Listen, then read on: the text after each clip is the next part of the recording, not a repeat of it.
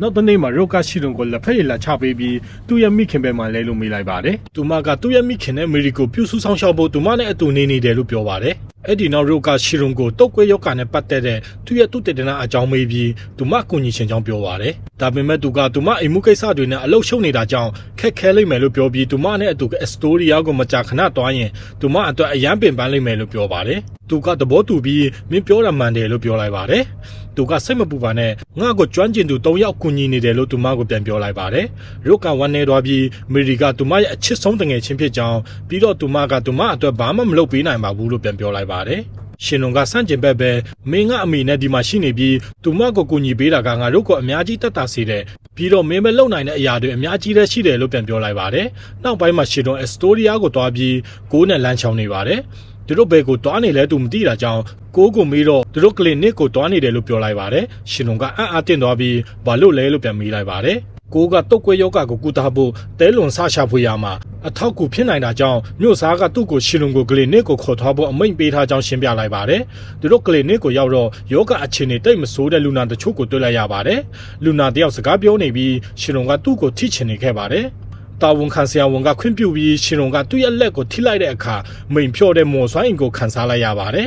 ရှင်လွန်ကငါထင်ထားတဲ့အတိုင်းပဲဒီယောဂခံစားနေရသူတွေရဲ့စွမ်းအင်တွေစုပ်ယုပ်နေတယ်လို့ပြောပါတယ်ရှင်လွန်ကလူနာတွေကိုမော်စွမ်းအင်အချို့လွှဲပြောင်းပေးချင်တဲ့သူ့ရဲ့စန္ဒကိုကိုးနဲ့ဆွေးနွေးနေခဲ့ပါတယ်ကိုးကအဲ့ဒီစိတ်ကူးကိုစန့်ကျင်ပါတယ်ဒါပေမဲ့ရှင်လွန်ကသူ့ကိုစီယုံနိုင်ခဲ့ပါတယ်ရှင်လွန်လူနာတယောက်ကိုတခုခုနဲ့လှုပ်ကြည့်လိုက်တဲ့အခါမော်စွမ်းအင်လွှဲပြောင်းမှုအပေါ်တုံ့ပြန်မှုတကယ်ရှိခဲ့ပါတယ်လူနာကသူ့ရဲ့လက်တွေနဲ့မျက်လုံးတွေကိုလှုပ်ရှားလိုက်ပါတယ်နောက်ပိုင်းမှာရှင်လွန်ကကိုးနဲ့ဒါကိုဆွေးနွေးပြီးရက်လက်တွေကအလားအလာကောင်းပေမဲ့တိုးတက်မှုကသူ့ရဲ့ကြားဝင်ဆောင်ရွက်မှုကြောင့်လားဒါမှမဟုတ်လူနာကတဘာဝအတိုင်းပြန်ကောင်းလာတာလားဆိုတာသူမတိချဘူးလို့ပြောလိုက်ပါတယ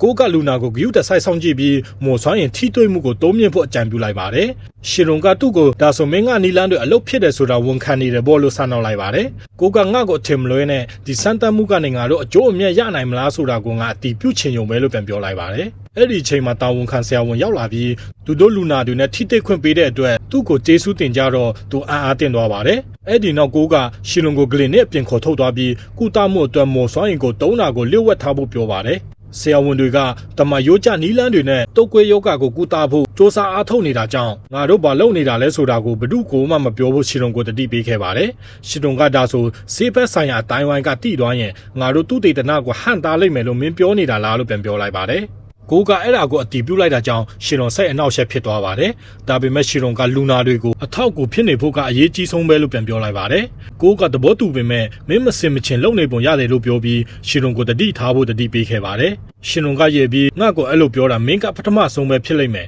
တခြားလူတွေအားလုံးကငါ့ကိုတည်ငြိမ်တဲ့လူလို့ပြောကြတယ်လို့ပြောပါတယ်ကိုကမင်းလူတွေကိုဖွင့်ပြောပြီးအယရာကိုပြောပြတယ်မင်းကိုဒါမှမဟုတ်တခြားလူတွေကိုမထိခိုက်စေဖို့ဘာကိုမှမဝေမျှခင်ဂယုတဆိုင်တွေးဖို့လိုတယ်လို့ပြန်ပြောလိုက်ပါတယ်ရှင်လွန်ကပြုံးပြီးမင်းကအရန်သဘောကောင်းတဲ့သူပဲလို့ပြောတော့ကိုကမျက်နှာညီရဲသွားပါတယ်ရှက်သွားတဲ့ကိုကမင်းပါကိုဆိုလိုတာလဲလို့ပြန်မေးလိုက်ပါတယ်ရှင်လွန်ကမင်းငါ့ကိုမကြိုက်ပေမဲ့ငါ့ကိုစိုးရိမ်တယ်ပြီးတော့မင်းကလူနာတွေကိုကူညီဖို့တတ်နိုင်တဲ့မြအားလုံးကိုလုပ်ပေးတယ်လို့ထပ်ပြောလိုက်ပါတယ်ကိုကစိတ်လှုပ်ရှားပြီးဒါဟာဆရာဝန်တယောက်ရဲ့တာဝန်ဖြစ်ကြောင်းပြောတော့ရှင်လွန်ကသူ့ကိုစားနှောက်လိုက်တာကြောင့်ကိုကစိတ်ပြက်လက်ပြက်နဲ့ထက်သွားပါတယ်အဲ့ဒီညမှာရှင်လွန်ကသူ့ရဲ့ညီမနဲ့အတူထိုင်နေပြီးသူ့စီမှာမော်စွမ်းရင်လွဲပြောင်းဖို့စ조사ပေမဲ့ဘာအကျိုးသက်ရောက်မှုမှမရှိပါဘူးသူကသူ့ကိုယ်သူငါလက်မလျှော့ရဘူးဒါဟာမော်ပညာတင်ယူနေတာနဲ့တူတယ်အချိန်ယူရလိမ့်မယ်လို့တွေးလိုက်ပါတယ်နောက်တနေ့မှာရှီရိုနဲ့သူ့အဖွက်သားတွေတောထဲမှာမိစ္ဆာတွေကိုစမ်းသပ်မှုတွေဆက်လုပ်နေကြပါတယ်။ရှီရိုမိစ္ဆာတကောင်ရဲ့ခန္ဓာရည်အားကိုစမ်းသပ်ကြည့်တော့မော်စွမ်းအင်နဲ့စက္ကန့်90အကြာထိတွေ့ပြီးတဲ့နောက်သူ့ရဲ့လက်တွေလောင်ကျွမ်းသွားတာကိုတွေ့လိုက်ရပါတယ်။သူတို့အားလုံးကိုမှတ်တမ်းတင်ပြီးမော်စွမ်းအင်တွေကိုလူနေနဲ့နှိုင်းယှဉ်လိုက်ရင်မိစ္ဆာတွေပေါ်မတူညီတဲ့အကျိုးသက်ရောက်မှုတွေရှိပုံရတယ်လို့မှတ်ချက်ချခဲ့ပါတယ်။ Bridget ကရှီရိုရဲ့မော်စွမ်းအင်ကမိစ္ဆာတွေကိုတန့်စင်ပေးဖို့ရတယ်လို့မှတ်ချက်ချခဲ့ပါတယ်။လူသားတွေပေါ်အားကောင်းတဲ့စမ်းသပ်မှုတစ်ခုမလုပ်မချင်းသူတို့အမှန်တရားကိုသိနိုင်မှာမဟုတ်ဘူးလို့သူတို့ကိုပြောလိုက်ပါတယ်။သူတို့ရဲ့စကားပြောတန်ကြောင့်စိတ်အနှောက်အယှက်ဖြစ်နေတဲ့ရာဗနာကငါအခုမိစ္ဆာတွေကိုတတ်လို့ရပြီလားလို့မေးလိုက်ပါတယ်။ရှင်လွန်ကသဘောတူတော့သူမမြန်မြန်ဆန်ဆန်နဲ့သူတို့အားလုံးကိုအနိုင်ယူလိုက်ပါတယ်။အဲ့ဒီနောက်သူမရဲ့အင်အားကိုပြချင်တာကြောင့် ဟာတာဆန်ဆန်လဲကြတော့ပါတယ်ရှက်သွားတဲ့သူမကမြေပြင်မှာထောင်ချောက်တွေရှိတယ်လို့ပြောပေမဲ့ရှင်လုံကမယုံခဲ့ပါဘူးနောက်ပိုင်းမှာရှင်လုံသူ့ရဲ့ညီမနဲ့အတူထိုင်နေပြီး bridge လုတ်ခဲ့တဲ့စမ်းသပ်မှုအကြောင်းပြန်စဉ်းစားနေပါတယ်အဲ့ဒီအချိန်မှာရုတ်ကရှင်လုံစမ်းသပ်ချင်တဲ့ငါးပုံတစ်ပုံကိုတည်လာပြီးသူ့စီချင်းကလာပါတယ်ငါးတစ်ကောင်ကိုစက္ကန့်60ကြာမော်စွမ်းအင်ကိုတုံးလိုက်ပြီးတဲ့နောက်အဲ့ဒါဘာမှမဖြစ်ပဲအသက်ရှင်နေတာကိုတွေးတော့သူအားတင်သွားပါတယ်မော်စွမ်းအင်ကမိစ္ဆာတွေကိုတန့်စင်ပေးနိုင်ပေမဲ့ငါးဒါမှမဟုတ်တခြားတဘာဝတက်တော်တွေကိုတော့မထိခိုက်နိုင်ဘူးလို့သူတတိပြုမိခဲ့ပါတယ်လူတွေမော်စွမ်းအင်ကိုမတူညီတဲ့တုံ့ပြန်မှုတွေပြလိုက်မယ်လို့သူတွေးနေပါတယ်ရှင်လုံကရုတ်ကိုတခုခုမေးချင်ပုံရပေမဲ့အရန်ရှက်နေပါတယ်သူမကရပါတယ်မင်းပါတွေးနေတာတဲ့ငါတိတယ်မင်းမော်စွမ်းအင်နဲ့လူသားကိုစမ်းသပ်ချင်နေတာတုတ်ကွေးယောဂမခံစားရပဲမော်စွမ်းအင်ရှိတဲ့တူးသေးသောလူသားကငါပဲမဟုတ်လားရှင်လုံပါပြောရမှန်းတော့မသိတော့ပါဘူးရုတ်ကမေဒီကိုကူညီနိုင်တဲ့ဘာမဆိုငါတွန်းဆုပ်ခြင်းမရှိပဲလှုပ်ပေးမယ်လို့ထပ်ပြောလိုက်ပါတယ်ရှင်လုံကသူမကိုကျေးဇူးတင်ပြီးသူတို့စမ်းသပ်မှုကိုစတင်ဖို့ထိုင်လိုက်ကြပါတယ်ရှင်လုံကထိခိုက်မှုတစ်ခုခုခံစားရရင်ငါ့ကိုပြောပြပါဒါမှငါတို့ရက်နိုင်မယ်ဘာမှမပြောဘဲမနေလိုက်ပါနဲ့ဘာလို့လဲဆိုတော့လူသားတွေမော်စွမ်းအင်ကိုဘယ်လိုတုံ့ပြန်လဲဆိုတာငါနားလေဖို့ကအရေးကြီးဆုံးပဲလို့သူမကိုပြောလိုက်ပါတယ်သူတို့စမ်းသပ်မှုကိုစတင်လိုက်ပြီးရုတ်ကသူမအနှဲငယ်ပူနွေးတာကိုပဲခံစားရပြီးအဆင်ပြေတယ်လို့ပြောလိုက်ပါတယ်ခဏအကြာမှာရှင်လုံကသူမဘယ်လိုခံစားရလဲလို့မေးတော့သူမကတာယာတဲ့ခံစားမှုလို့ပြောလိုက်ပါတယ်ဒါပေမဲ့ရှင်လုံကမိစ္ဆာနဲ့ဖြစ်ခဲ့တာကိုပြန်တတိယပြီးဆက်လုပ်ဖို့တွန်းဆုံနေခဲ့ပါတယ်ရုတ်ကသူ့ကိုဆက်လုပ်ဖို့အားပေးတဲ့အနေနဲ့သူ့ရဲ့လက်ကိုစုပ်ကင်ထားပါတယ်သူတတ်နိုင်တဲ့မြတ်မော်စွမ်းအင်အားလုံးကိုထုတ်လွှတ်လိုက်တဲ့အခါဘာမှမဖြစ်တာကြောင့်သူအားတင်သွားပါတယ်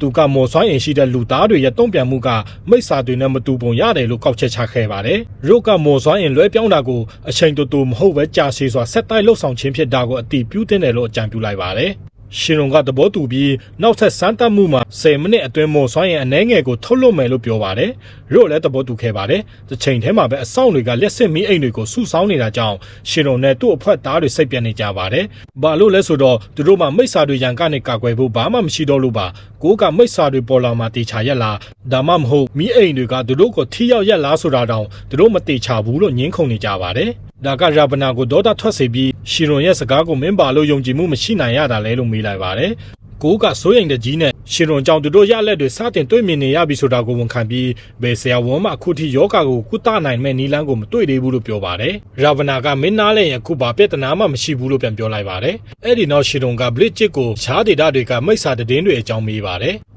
သူမကဘလူးမိစ္ဆာအပြင်အနီးနားဒေတာတွေမှာမိစ္ဆာအတစ်တွေပေါ်လာတဲ့တည်င်းမရှိဘူးလို့သူကပြောလိုက်ပါတယ်။ရှင်လုံဒါကိုအားတင်သွားပါတယ်။ဘလစ်ချစ်ကသူ့ကိုဘလူးမိစ္ဆာကလီဂရီစစ်ပွဲအပြီးမှာပေါ်လာပုံရတယ်လို့ပြောပါတယ်။သူကပထမဆုံးဒီစစ်ပွဲအကြောင်းကြားဖူးတာကြောင့်သူအားတင်သွားပါတယ်။ရီဂျင်နာကသူ့ကိုလွန်ခဲ့တဲ့နှစ်တစ်ထောင်ကဖြစ်ပွားခဲ့တဲ့စစ်ပွဲတစ်ခုဖြစ်ပြီးလူသားအလုံးနဲ့ဆိုးတွေကိုတိုက်ခိုက်ဖို့ဇီးလုံးခဲ့တဲ့စစ်ပွဲတစ်ခုဖြစ်ကြောင်းပြောပြလိုက်ပါတယ်။ဒါဟာဒန်တာရီဆန်တဲ့စစ်ပွဲတစ်ခုပါပဲ။ရှင်လုံကသူမကိုလီဂရီဆိုတာဘာကိုဆိုလိုတာလဲလို့မေးပါတယ်။ရီဂျီနာကဘရစ်ဂျစ်ကိုမင်းသူကိုပြောပါငါအဖြေကိုသိပြီးသားဒါပေမဲ့မင်းသူကိုပြောစေချင်တယ်လို့ပြောပါတယ်။ဘရစ်ဂျစ်ကထင်မြင်ချက်တွေအမျိုးမျိုးကွဲပြားတဲ့တချို့ကလီဂရီဆိုတာစစ်ပွဲမှာလူမျိုးတွေကိုဥဆောင်ခဲ့တဲ့သူ့ရဲ့နာမည်ကိုပြောကြပြီးတခြားထင်မြင်ချက်တွေကတော့အဲ့ဒီနောက်လုံးဝပျောက်ကွယ်သွားတဲ့နိုင်ငံတစ်ခုရဲ့နာမည်လို့ပြောကြပါတယ်။နောက်ပိုင်းမှာတုတ်ကွေးယောဂနဲ့ပတ်သက်တဲ့အန်ဒီရရှိတဲ့စမ်းသပ်မှုတွေအားလုံးကိုမှတ်တမ်းတင်နေတဲ့မြို့စားကိုတွေ့ရပါတယ်။သူကရက်60အကြာမှာလက်ချောင်းတွေတုန်ခါပြီးမျက်လုံးတွေမိတ်တုပ်ဖြစ်လာတဲ့ရလက်တွေရရှိခဲ့ပြီး